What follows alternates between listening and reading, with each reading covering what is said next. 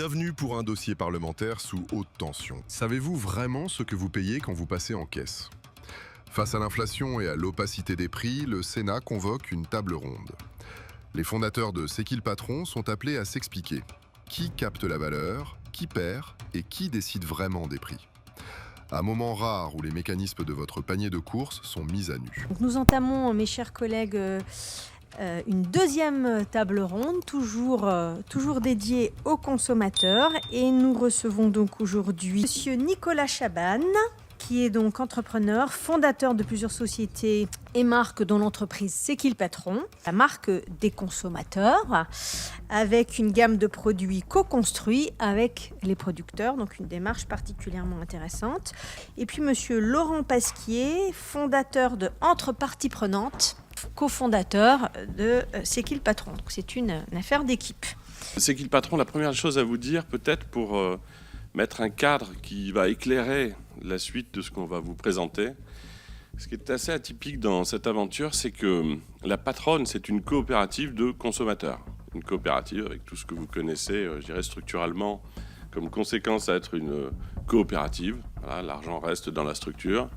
Et il y a deux autres structures périphériques qui ont commercialisé ces produits. Alors vous m'avez autorisé à le faire, je vous montre le plus connu de ces produits, c'est cette brique de lait.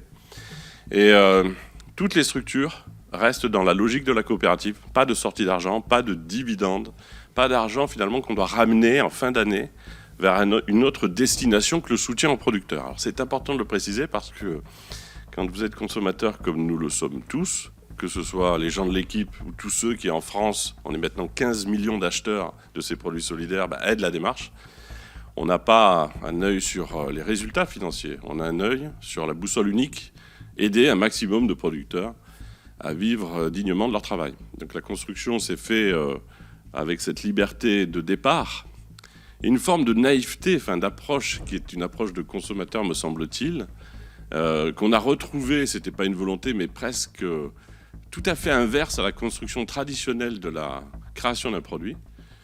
Généralement, un produit part d'acteurs qui doivent préserver des marges et qui, dans une conséquence derrière un prix, cette protection de marge a tendance à appuyer au final sur la zone la plus fragile et la plus molle, les producteurs qui n'ont pas forcément de grande capacité à se défendre.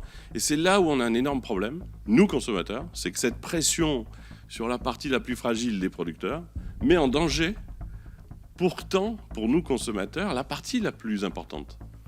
On aime bien les distributeurs et les industriels, mais rien n'est plus important pour nous que ceux qui, tous les jours, bossent dur pour nous nourrir, remplir nos assiettes, celles de nos enfants.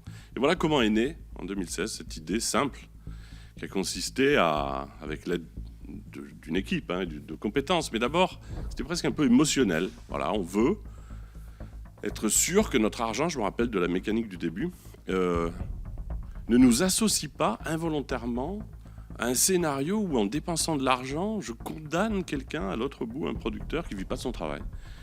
Et donc on a demandé à comprendre, on est un peu au cœur de cette invitation, et pour ça, on a d'abord voulu de la transparence, et un maximum de transparence. Alors la loi, vous le savez bien, nous interdit de tout savoir d'ailleurs, au-delà de... Les marges ne sont pas connues et on a navigué avec ça, mais on a créé un système, Laurent, peut-être Pasquier en parlera plus précisément, qui a, je crois, un peu révolutionné cette histoire collective, très solidaire. Et là, c'est la construction du produit. Enfin, on vous en dira un mot. Et je fais un bond en avant pour pas monopoliser la parole.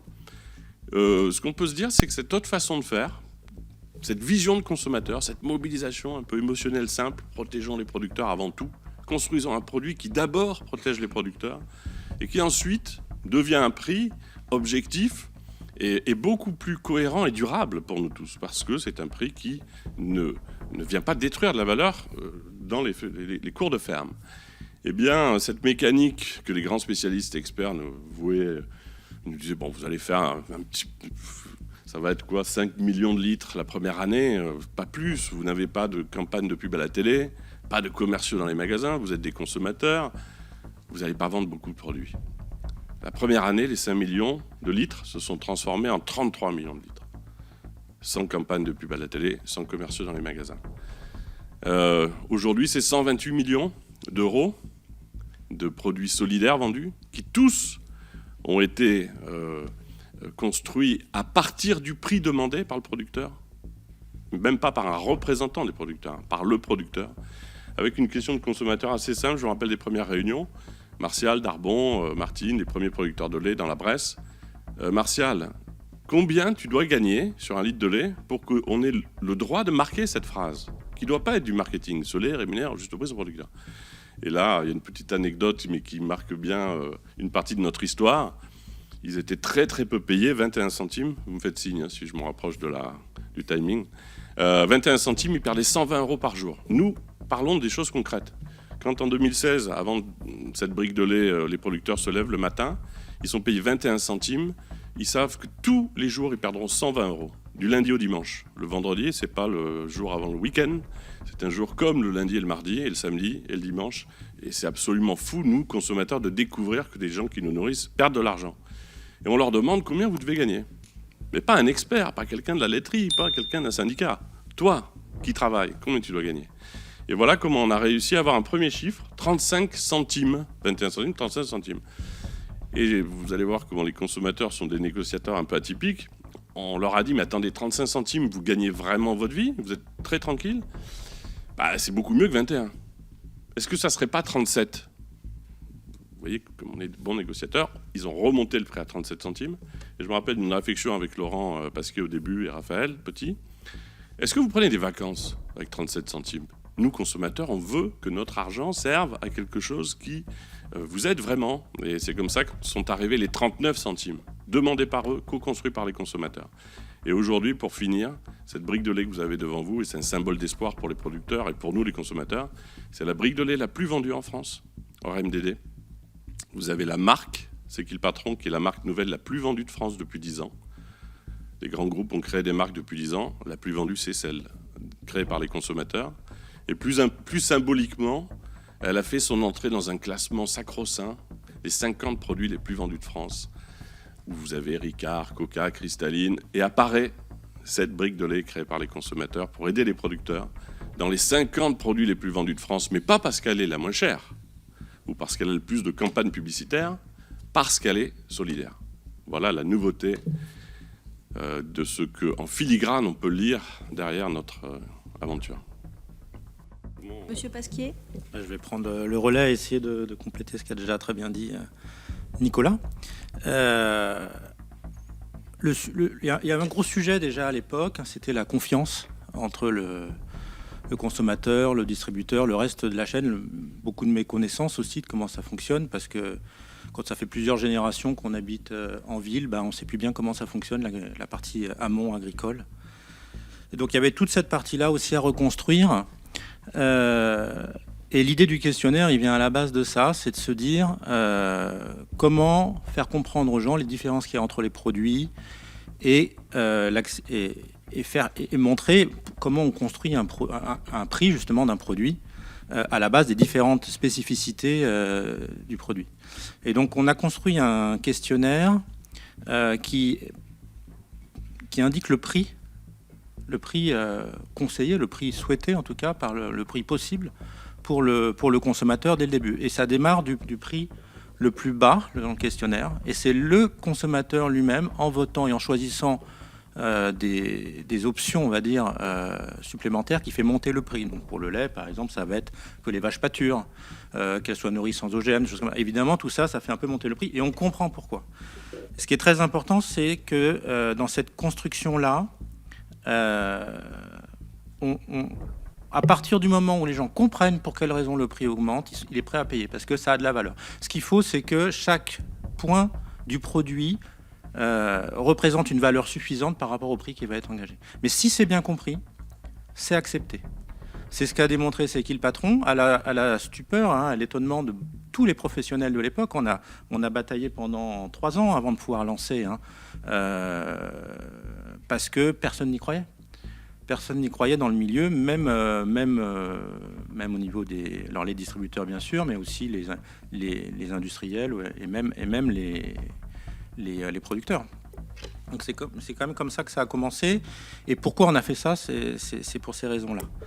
Ça, c'est le premier point. Et ensuite, Ça, c'est au niveau du consommateur quand il vote, mais comment on construit le prix à l'intérieur du questionnaire, ça, c'est évidemment pas, on rentre pas dans tous les rouages, parce que ce serait trop compliqué pour le consommateur. Mais Nicolas l'a dit, ce qu'on souhaitait, c'est faire des choses durables. Et ça, c'est un point, je pense, hyper important. Je pense que dans toute la chaîne, tout le monde ne souhaite pas faire des choses durables, ça les intéresse pas. Et pour que ce soit durable, il faut que tout le monde s'y retrouve, tout simplement. Ça veut dire avoir un juste prix. Donc juste prix, c'est pas non plus excessif, c'est un prix bien, quoi, qui correspond à une vie normale pour les gens, donc que ce soit pour les producteurs, mais aussi pour les intermédiaires et pour les distributeurs. Pourquoi ? Parce que sinon, ils arrêteront. S'ils ne s'y retrouvent pas, ils arrêteront. Le produit ne sera pas dur. Vous pouvez faire quelque chose qui rémunère extrêmement bien les producteurs, par exemple, mais si les autres maillons de la chaîne ne s'y retrouvent pas, ils arrêteront de le vendre ou de le produire. Donc ça ne servira à rien. Ce sera très beau sur le papier, point. Donc toute l'idée, c'est essayer de construire quelque chose qui va avoir de l'impact. Et pour qu'il ait de l'impact, il faut que ça aille au bout de la démarche.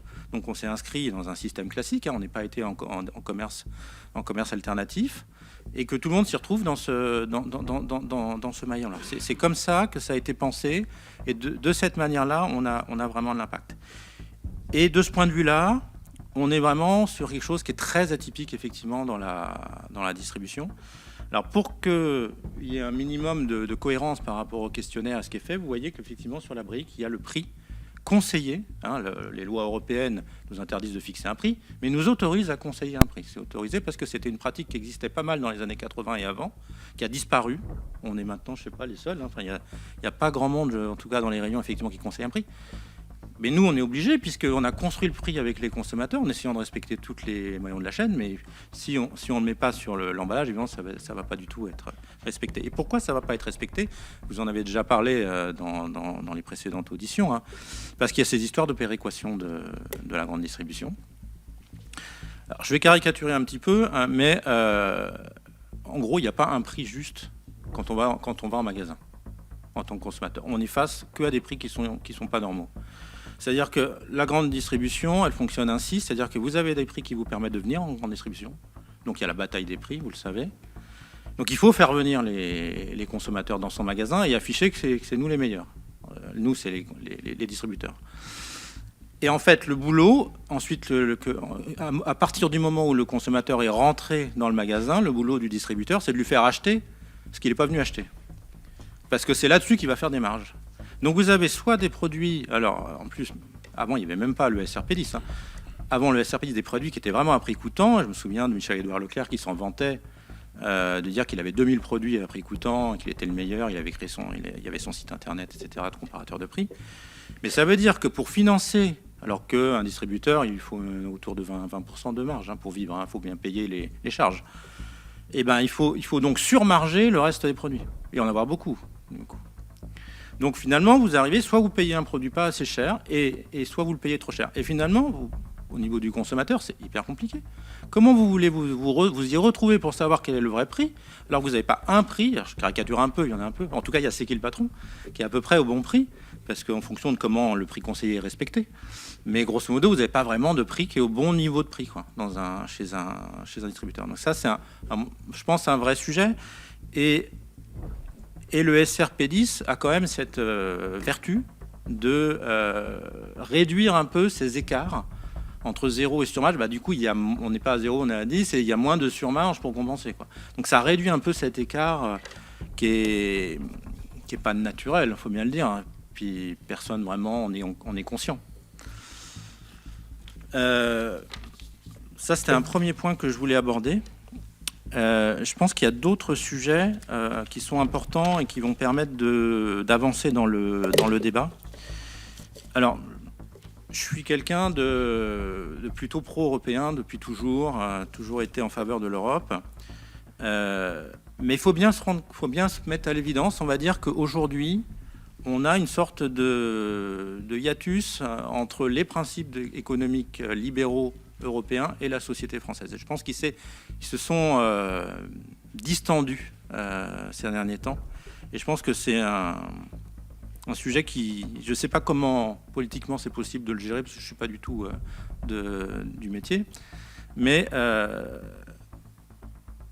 dans les pays notamment germano-saxons, on va dire, les Pays-Bas, l'Allemagne, ces pays-là, Vous avez effectivement une démarche qui est plus libérale que ce que souhaite la société française, grosso modo, mais vous avez aussi derrière, puisque la société de ces pays-là est plutôt alignée, vous avez une organisation au niveau des acteurs économiques. Je reste sur l'alimentaire parce que je connais surtout l'alimentaire, hein, qui est très différent de la France et notamment des alliances très fortes au niveau producteur. Ça avait été évoqué par M. Joandel, il me semble, à la première audition. Vous avez presque une ou deux organisations qui vont venir négocier avec les distributeurs.